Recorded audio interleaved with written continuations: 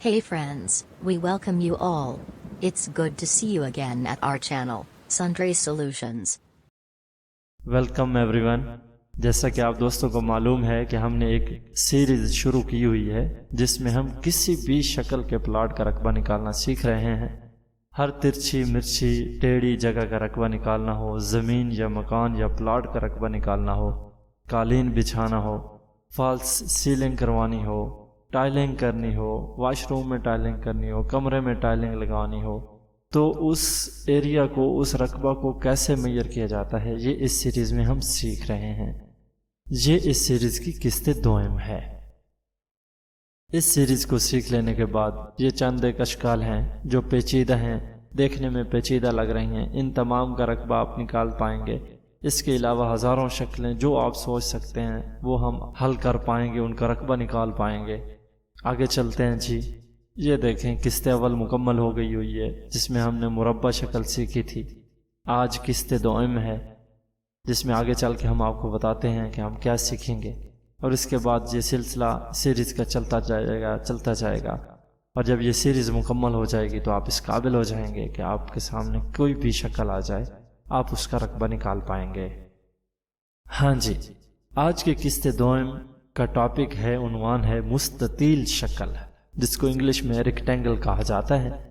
اس میں ہم سیکھیں گے کہ مستطیل شکل کیا ہوتی ہے، اس کی تعریف کیا ہوتی ہے، یہ دیکھنے میں کیسی ہوتی ہے، اور اس شکل کی زمین یا کوئی بھی جگہ ہو اس کا رقبہ نکالنے کا فارمولہ کیا ہے، اور پھر اس فارمولے کو ہم ایک حل شدہ ایگزامپل، ایک حل شدہ مثال کے ساتھ آپ کو سمجھائیں گے.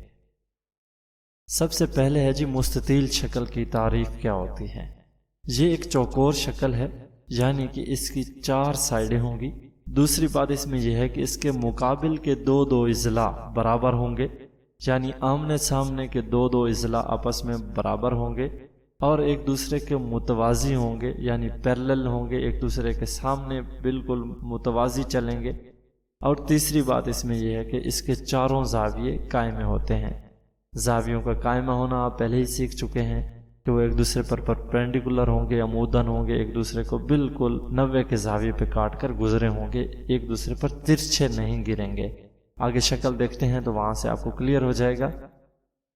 یہ دیکھیں، یہ مستطیل شکل ہے، دیکھنے میں ایسی ہوتی ہے. آپ کو اندازہ ہو رہا ہوگا یہ جو یلو لائن ہے یہ مستطیل شکل ہے، اور اندر جو آپ کو وائٹ کلر یعنی سفید کلر کے چھوٹے چھوٹے کارنر پر ڈبے نظر آ رہے ہیں، یہ شو کر رہے ہیں کہ یہ زاویے قائمے ہیں. ادروائز یہ شکل کا حصہ نہیں ہے. باقی جو آپ کو یلو لائن نظر آ رہی ہے وہی اصل میں مستطیل شکل ہے. اب ہم دیکھتے ہیں مستطیل شکل کا رقبہ معلوم کرنے کا فارمولہ. یہ آپ کے سامنے ایک مستطیل شکل ہے جس میں کہ آپ کو نظر آ رہا ہے کہ اے بی سی اور ڈی، یہ 4 اس کے کونے ہیں، 4 اس کے اضلاع ہیں، اے بی سی سی ڈی اور ڈی اے. یہ فرضی نام ہے.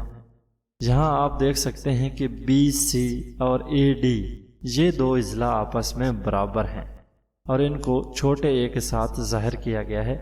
یہ کچھ بھی ویلیو ہو سکتی ہے، مثال کے طور پر 5 فٹ، 10 فٹ، 100 فٹ، 100 میٹر یا کوئی بھی ویلیو. اسی طرح باقی کے 2 اضلاع جو کہ اے بی اور بی سی ہیں یہ بھی آپس میں برابر ہیں، ان کو بی سے ظاہر کیا گیا ہے. یہ بھی اسی طرح کچھ بھی ہو سکتے ہیں، 5 فٹ، 8 فٹ، 10 فٹ. جو اے ہے یہ لمبائی کہلاتی ہے، جو بی ہے یہ اس کی چوڑائی کہلاتی ہے، اور یہ ہے اس کا ایریا یعنی رقبہ نکالنے کا formula A multiplied by B, یعنی کہ لمبائی ضرب چوڑائی.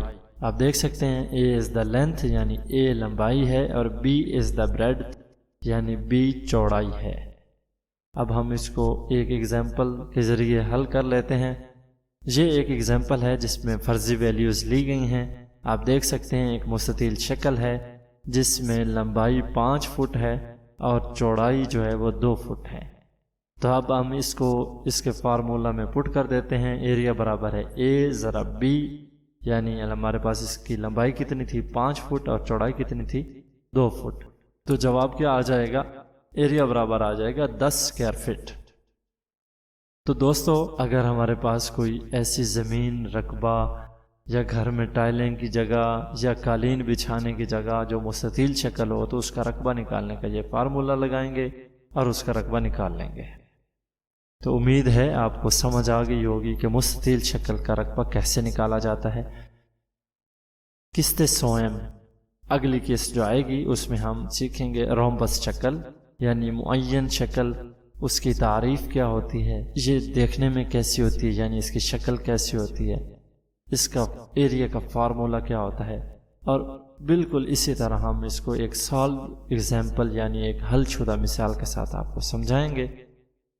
آپ کا ساتھ رہنے کا بہت بہت شکریہ۔